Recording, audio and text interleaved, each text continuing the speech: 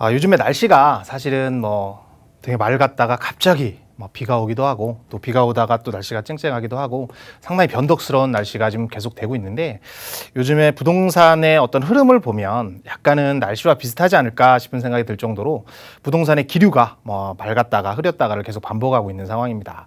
정부가 사실 올해 6월까지, 그러니까 정말 많은 매물들이 나와서 가격이 많이 떨어질 거라는 기대를 하면서 각종 제재 대책을 많이 내놨는데, 사실 지금 현재 6월이 지난 시점에서 봤을 때는 지나칠 정도로 매물 잠김 현상이 벌어지고, 가격은 한국부동산원, 예전에 한국감정원이라고 불리는 한국부동산에서 집계한 결과에 의하면 지금 5개월 연속으로 상승하는 그런 결과가 벌어질 정도로 부동산 가격이 계속해서 상승하고 있습니다. 이렇게 부동산 가격이 상승하면 언젠가는 떨어질 수 있습니다.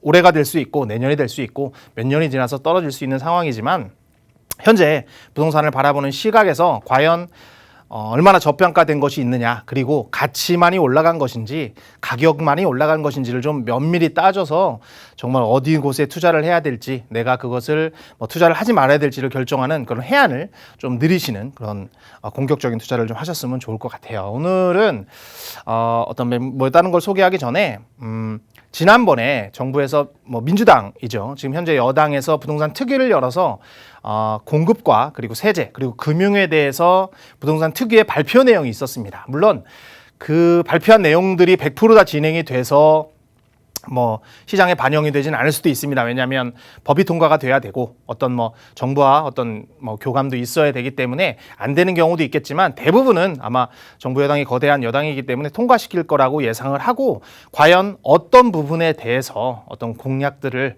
그리고 어떤 정책들을 펼쳐봤는지에 대해서 간략하게 살펴보는 시간을 한번 갖도록 하겠습니다. 세 가지입니다. 주택 시장을 위해서 공급을 과연 어떻게 할 것이냐, 공급을 과연 몇만 세대로 늘릴 것이고 이런 공급에 대한 시그널, 그리고 또 하나는 금융을 과연 어떻게 바꿀 것이냐. 금융에도 다주택자들을 위한 금융을 풀어주거나 이런 거는 아니고 1주택자, 특히 생애 최초인 사람들을 위해서 과연 얼마만큼의 금융 정책을 해줄 것이냐라는 부분. 그리고 세 번째는 세제입니다. 세제는 취득세나 이런 거를 건드리진 않았고, 종합부동산세하고 양도세를 지금 계속해서 개정을 하겠다. 근데 약간 이 세제 부분은 정부하고의 어떤 마찰이 좀 심하기 때문에 요 원안대로 통과가 될지 아니면 좀 더 보완을 하게 될지에 대해서는 지켜봐야 될 거다라고 말씀을 드리고 싶고요. 공급은 가장 핵심은 공급을 늘리겠다는 겁니다. 원래 처음에 김현미 장관님 시절에는 공급이 부족하지 않다. 현재 공급은 충분하기 때문에 더 이상 정부에서는 공급을 늘릴 필요가 없다라고 해서 임대사업자를 장려하고 여러 가지 정책을 폈습니다. 근데 지금 4년 지나고 이제 5년 차, 이제 좀 있으면 5년 차가 되는데, 5년 차 되는 시점에 앞서서는 현재 계속 나오는 시그널은 공급이 부족하다. 그래서 계속 공급을 늘릴 것이다 라고 발표를 했고, 공급을 늘리는 방법 중에 신도시를 선택을 했고, 또 도심에 있는 재개발들을 좀 약간 선택을 한 부분이 있습니다. 물론 시장은 민간 주도의 재개발이나 재건축을 원하지만, 현재 정부에서는 정부 주도의 재건축을 원하는 게 약간은 다른 점이 있지만, 그래도 공급을 늘리겠다라는 정책은 계속해서 발표를 하고 있습니다. 그래서 제일 먼저 나왔던 것이 3기 신도시. 3기 신도시는 좀 뒤에 자세히 보겠지만 상당히 많은 지역을 경기도에서 가까운, 서울과 상당히 가까운 부분에 지정을 했고요. 그리고 이사대책이라는 것을 발표를 했습니다. 이사대책은 뭐냐면 올해 2월 4일 날 나온 대책인데, 도심, 역세권 또는 재개발 예정 구역들을 정부가 공공으로 진행을 해서 정말 빠르게 공급을 늘려서 정말 많은 3080이라고도 합니다. 상당히 80만 가까우를 되게 많이 늘려주겠다라는 정책인데, 그렇게 다 해서 205만 호를 추진하겠다. 사실 이 숫자를 이대로 할지 아니면은 좀 더 줄지 늘지에 대해서는 아직도 모르지만, 그래도 205만 호라는 엄청난 1기 신도시 전체가 200만 호가 넘으니까 200만 호, 거의 1기 신도시급의 아파트를 공급하겠다라는 공급 추진 내용을 일단 발표를 했고요.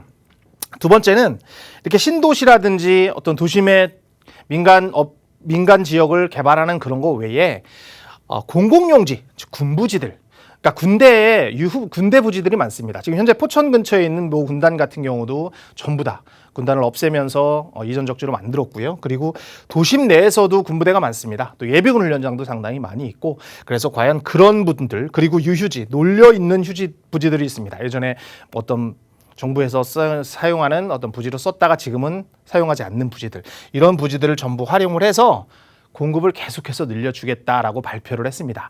물론 얼마만큼의 진행 속도가 될지, 그리고 이제 주위의 여건에 따라 좀 달라지겠지만, 이런 여러 가지 정책들을 통해서, 즉 신도시로 해서 택지를 개발하고, 그리고 민간에 있는 것들을 활용을 하고, 국가에서 갖고 있는 군대 유후 부지라든지 여러 부대를 활용을 해서 공급을 늘리겠다는 첫 번째 대책을 발표를 했고요.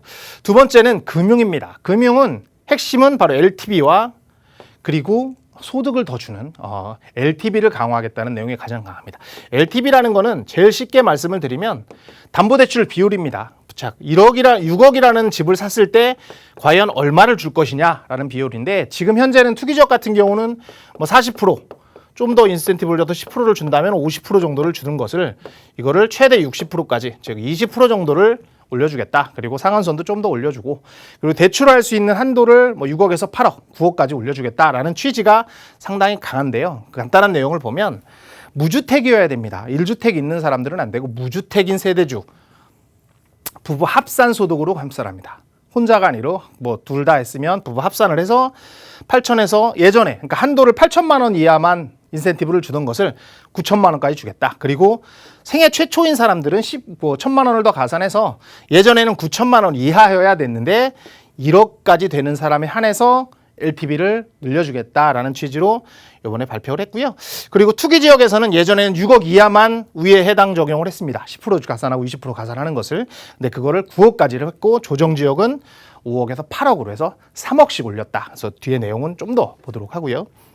그리고 우대는 과연 얼마로 10%에서 20%로 상향을 했다. 그래서 예전에는 LTV가 투기지역 같은 경우는 40%인데 여기에 해당되면 10% 더 가산해서 50%까지.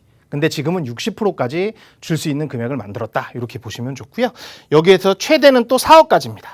즉 9억이라는 집, 8억 5천이라는 집을 사더라도 뭐 60%를 해서 8억에 60%에서 4억 8천이 아니라 4억까지로 한도를 정했다라고 보시면 좋고요.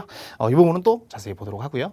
자, 세 번째는 세제에 대한 겁니다. 세제와 임대사업자에 대한 얘기인데, 세대는 특히 재산세 같은 경우에는 세율을, 원래 재산세 계산을 할 때 6억까지는 최대 0.5%까지 감면하는 그런 제도가 지금까지도 시행이 되고 있고 하고 있는데, 이거를 9억까지 올렸다. 그래서 9억까지로 해서 이거를 0.05를 추가로 감면을 해서 해당되는 사람이 따져보니까 뭐 한 44만 가구에서 한 18만 원 정도씩 인하되는 효과가 있다라고 하는데, 그래서 재산세를 지금 시행을 했습니다. 그래서 재산세는 내려가서 0.05% 감면을 받는다. 그리고 양도세는, 자, 1주택자들입니다. 2주택자나 다주택자들은 현재 6월 1일 이후기 때문에 지금 조정지역이라든지 되는 경우에 10%가 아니라 20%, 30% 가산이 됐고요.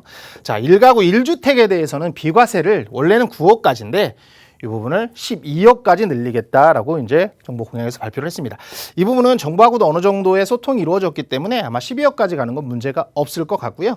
근데 과연 12억까지 올렸을 때 양도 차익이 정말 많다면 그거에 대해서는 아마 좀 계산이 있을 것 같습니다. 전부 다 감면이 되는 것이 아니고 일정 금액 이상, 지금 현재 얘기하는 건 5억 정도라고 하는데 5억이 넘어갔을 경우에는 또 일정 금액을 양도세로 추징을 하는 그런 경우가 좀 될 것 같은데, 어쨌든 1가구 1주택의 비과세 기준을 현재 9억에서 12억까지로 늘리는 것이 양도세에선 골자다라고 보시면 좋고, 자, 세 번째는 종부세입니다. 종합부동산세는 사실 현실성이 좀 없습니다. 정부에서 워낙 반대를 하고 있는 상황이기 때문에 현실성은 없는데, 종부세를 납부를 유예해 주겠다는 것이 핵심입니다. 너무 많이 내는 사람들, 뭐 1가구 1주택자인데 너무 많다면 집을 팔 때라든지 아니면 나중에 상속 처리될 때 그때까지 납부를 유예해 주겠다라는 핵심 내용이고, 또 하나는 현재 공정시장가액이라고 해서 종부세 계산을 할 때 2년 전에는 80%였고 올해는 90%, 내년엔 뭐 95%, 100%까지 올라가는, 계속해서 상향을 하기로 했었는데 현재는 90%까지 온 것을 그대로 동결하겠다라는 내용이 바로 핵심 내용입니다. 그래서 이 부분이 이제 과연 어떻게 될지는 모르겠지만 이 부분도 조금은 조정될 가능성이 좀 있고, 그래서 이 부분은 가능성이 있고요. 제일 지금 논란이 되고 있는 것이 바로 임대사업자에 대한 세제 개선입니다. 임대사업자에 대한 세제 개선은 좀 자세히 보면 임대사업자는 현재 작년 7월 10일 이후로 해서 임대사업자에 대한 어떤 신규, 아파트에 대한 신규는 다 전면 폐지가 됐고요. 그리고 4년이라든지 8년 했던 분들은 4년이 종료가 되고 나서 자진으로 말소했던 사람들은 1년이란 유예 기간을 줬고, 그리고 이제 4년이든 8년을 채웠던 사람에 대해서는 8대까지 뭐 기간을 정하지 않고 8대까지는 중과를 배제하는, 지금까지는 현장은 그랬지만 이것을 제도 개선을 통해서 이제는 모든 신규 사업자를 폐지를 하는 겁니다. 그러니까 예전에는 빌라라든지 8년은 10년은 빌라라든지 원룸 이런 것들은 할 수 있었는데 그 모든 임대 사업자의 신규 등록은 폐지하겠다. 뭐 요지는 그렇습니다. 요지는 임대차 3법이라는 것이 시행됐기 때문에 더 이상 임대 사업자와 거의 동일한 시장의 반응이 나타났기 때문에 굳이 더 이상은 뭐 안 해도 된다라는 취지로 얘기를 해서, 그래서 신규 등록이 폐지됐고, 그래서 신규 등록은 이제는 아파트가 됐든 빌라가 됐든 모든 부분에 대해서는 신규 등록이 안 된다, 이렇게 보시면 되고, 두 번째 핵심은 자, 말소를 할 수 있습니다. 말소를 할 수는 있는데 예전에는 뭐 8년짜리다 그러면 4년이 지나서는 말소를 할 수 있었고, 그러니까 즉 반 이상이 지나면 임차인의 동의를 얻어서 말소를 할 수 있었는데, 그러고 나서는 1년 안에 처분을 해야 되는 거고요. 그리고 만약에 8년이란 기간이 있었는데 8년을 내가 채웠다 그러면 기간에 없이 말소를 할 수 있었는데, 현재는 말소를 하면 6개월만 중과를 배제시켜 주겠다는 뜻입니다. 즉 원래 8년까지 했었는데 뭐 1년, 2년, 뭐 4년이 지나서 이제 내년에 만약에 말소를 하게 되면, 예전엔 1년이란 유예 기간을 줬다면 지금은 6개월 안에 정리를 해야 중과가 배제되고, 6개월이 넘어가면 양도세 중과가 되고 또 종부세도 합산되고 해서 모든 혜택을 다 없애겠다라고 얘기를 했기 때문에 상당히 눈여겨서 보셔야 될 상황이다라고 해서 정부는 이 제도를 통해서 상당히 많은 시중에 어떤 임대로 있었던 물건들이 시장에 나온다라고 판단을 하고 있습니다. 그래서 과연 이 부분이 도움이 될지 안 될지에 대해서는 사실 조금 논란의 여지가 있지만 뭐 이대로 밀어붙인다는 것이 있기 때문에 통과가 될 가능성이 상당히 많다, 이렇게 보시면 좋을 것 같은데요. 이 임대자업자 제도 개선은 사실은 지금 계속해서 시위도 하고 있고 뭐 여러 가지를 하고 있어서 이대로 될지 아니면 조금은 더 완화가 될지는 좀 지켜봐야 될 것 같습니다. 그래서 오늘은 간단하게 이 정책에 대해서만 보겠습니다. 공급에 대해서만 간단하게 살펴보겠는데요. 자, 부동산 공급은 정말 여러 가지가 있습니다. 공급을 할 수 있는 방법. 근데 부동산에서는 딱 3가지만 보시면 됩니다. 첫 번째는 자, 신규 택지를 활용하는 방법. 뭐 제일 많이 썼던 게 1기 신도시, 2기 신도시, 3기 신도시 같은 신규 택지를 활용하는 방법이 있고요. 자, 두 번째는 임대사업자 등 어떤 다주택자들이 물건을 나오게 하는 방법 있습니다. 그거를 임대사업자 폐지라는 것으로서 지금 공급을 늘리겠다는 정책을 폈고요. 자, 세 번째는 재개발과 재건축 시장의 활성화를 통해서 공급을 늘리는 방법입니다. 물론 2번과 3번 같은 2번 그 임대사업자 폐지 같은 경우에서 물건이 많이 다세주택이나 이런 아파트가 많이 나오는 것들은 상당히 많이 공급에 효과가 있기 때문에 가격을 떨어뜨리는 효과가 있습니다. 하지만 재건축 재개발 같은 경우에는 실제로 거주하는 사람도 있고 임대로 살고 계시는 분들도 있기 때문에 그렇게 많은 효과가 없고, 이 신규 택지 같은 경우는 대규모로 있기 때문에 많은 효과가 있다라고 보시면 좋은데, 핵심은 뭐 5가지 정도로 정리를 했습니다. 첫 번째, 3기 신도시나 이사대책 등을 통해서 아까 말씀드린 대로 최대 많은 205만, 수도권에는 181만 호 정도고 지방에는 거의 20만 호 정도를 해서 202만 호 정도를 신도시급으로 해서 통제를 하겠다라는 부분이 있고요.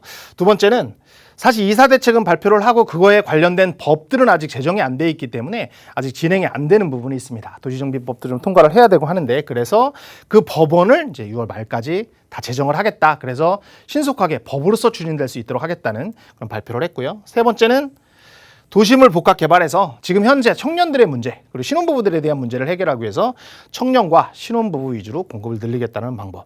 이번에 3기 신도시도 다음 달부터 진행을 하는데, 이 청년이나 신혼부부 위주로서 공급을 많이 늘리기 때문에 이 부분은 좀 더 열심히 보시면 좋을 것 같고요. 그리고 새로운 조역입니다. 시범사업부지, 누구나 집, 즉 장기로 전세를 싸게 샀다가 현재는 장기 전세로 샀다가 나중에 현재 시세로서 분양을 받게 돼 있는데, 예전 시세로서, 즉 지금 현재 시세로서 분양을 받게 하는 그런 뭐 누구나 집 이라는 것에서 공급을 늘리겠다는 발표를 했고요. 마지막으로는 1기 신도시, 현재 1기 신도시 같은 경우는 일산도 있고 뭐 분당도 있고 여러 가지가 있는데 5군데 신도시를 재개발이 아닌 리모델링 사업을 조금 더 완화시켜서 추진을 해서 공급을 늘리겠다라고 발표를 했다라고 보시면 좋습니다. 그래서 앞으로 이것이 계속해서 나아갈지 아니면 정부하고의 어떤 마찰이 일어날지는 좀 유심히 살펴보실 필요가 있어서 이 부분은 또 다음 시간에 조금 더 자세히 정리를 해드리도록 하겠습니다.